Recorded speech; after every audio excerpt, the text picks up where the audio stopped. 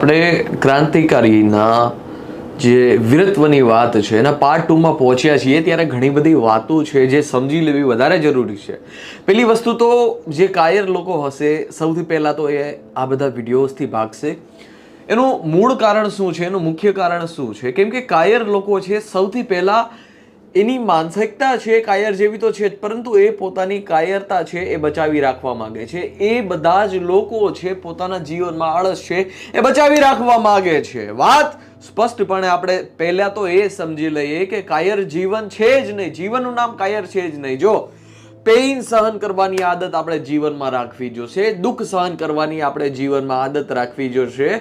કેમ કે pain is the life and rest equal death.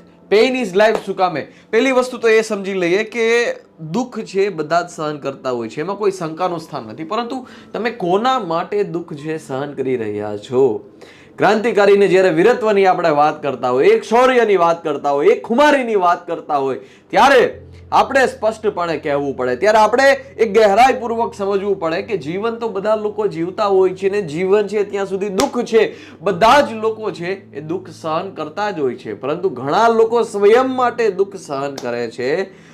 તો વિરલા લોકો છે, જે ક્રાંતિકારી લોકો છે, જેની અંદર એક શૌર્યતાની વીરત્વની આગ છે, એ બધા જ લોકો છે કંઈક પ્રજાનું કલ્યાણ થાય, કંઈક પ્રજાની હિત થાય એના માટે છે હંમેશાની માટે એક દુઃખ સહન કરતા હોય, એક પેઇન સહન કરતા હોય છે. એક અર્જુન છે જે ધર્મને બચાવી રાખવા માટે યુદ્ધ લડે છે, અને એક કૌરવનો પક્ષ છે જે પોતાના જીવનમાં એને કંઈક જોતું છે, કંઈક મેળવવું છે.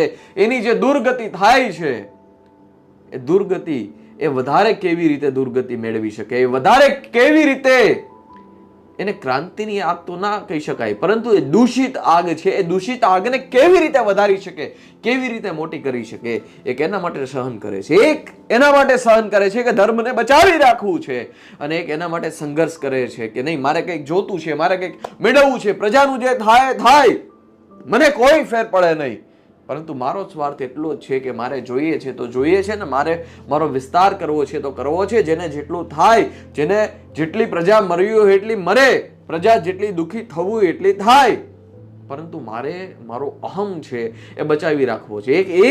એ તરફથી યુદ્ધ જીવનનું લડી શકાય છે, અને એ તરફથી જીવનનું યુદ્ધ લડી શકાય છે કે જેમાં ધર્મને સૌ પ્રથમ રાખી, ધર્મ એ જ કલ્યાણ, યુદ્ધ એ જ કલ્યાણ, એ એક અભિગમ રાખી અને પોતાનું જીવન છે એ જીવી શકાય છે. જીવન છે એક યુદ્ધ મેદાન છે, પરંતુ કોના માટે? કે જે યુદ્ધ લડવા માટે એક કેપેબલ ખેલાડી છે. એના માટે નબળા લોકો માટે યુદ્ધ એ જ મેદાન નથી, નબળા લોકો માટે ધર્મ નથી, નબળા લોકો માટે પુસ્તકો નથી, નબળા લોકો માટે ખાલી એક કાયર જીવન છે.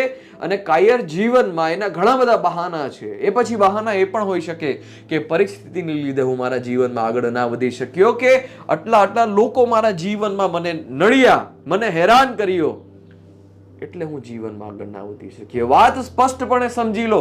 પ્રકૃતિને આપણે માં ગણીએ છીએ, પ્રકૃતિને આપણે માં ગણીએ છીએ ને માં તરીકે પ્રકૃતિને પૂજીએ છીએ.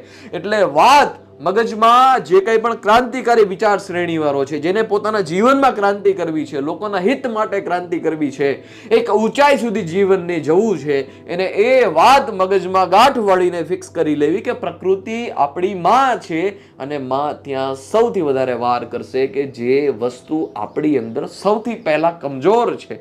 માં ત્યાં જ વાર કરે છે ને કે જે વસ્તુ સૌથી વધારે કમજોર છે. હીરાનો પથ્થર હોય તો એની કોઈ કિંમત નથી, પરંતુ જેવો એને આકાર દેવામાં આવે એમ એનું મૂલ્ય વધતું જાય છે. હીરાનું મૂલ્ય સ્વયં ખુદ એ નક્કી કરે છે. અને જેટલા પણ લોકો છે જે ક્રાંતિકારી નથી બનવા માંગતા, જે બળવાન નથી બનવા માંગતા, જે પોતાના જીવનમાં આળસને છે સૌથી વધારે મૂલ્ય દે છે, જે પોતાના જીવનમાં છે ઊંઘને છે સૌથી વધારે મૂલ્ય દે છે, જે પોતાના જીવનમાં છે એવી વસ્તુને મૂલ્ય દે છે કે હકીકતમાં એ વસ્તુ મૂલ્ય દેવા જેવી છે જ નહીં, એના માટે કાયરતા છે. બાકી તો કાયરતાને કાઢવી તો એક ચપટી વાર લાગે. તમારો સ્વયંનો પોતાનો નિર્ણય જોઈએ, બળવાન માનસિકતા જોઈએ. કેમ કે તમે કાયર બનીને બેઠા છો, એ તમારો એક ચોઈસ છે, તમારી એક ચુનાવ છે. બાકી હંમેશાને માટે પરિસ્થિતિ તમે બદલી શકો છો એ તમારો સ્વયંનો પોતાનો નિર્ણય છે. જેવી રીતે આપણે પહેલા પાઠમાં વાત કરી કે યુવાનો બધા જ છે, બધા જ યુવાનો છે, પરંતુ એક યુવાન છે એની પાસે ચોઈસ છે કે પોતાનું જીવન છે ક્રાંતિકારીની માફક જીવવું કે પોતાનું જીવન છે એક સામાન્ય લોકો જીવે છે એવી રીતે જીવવું.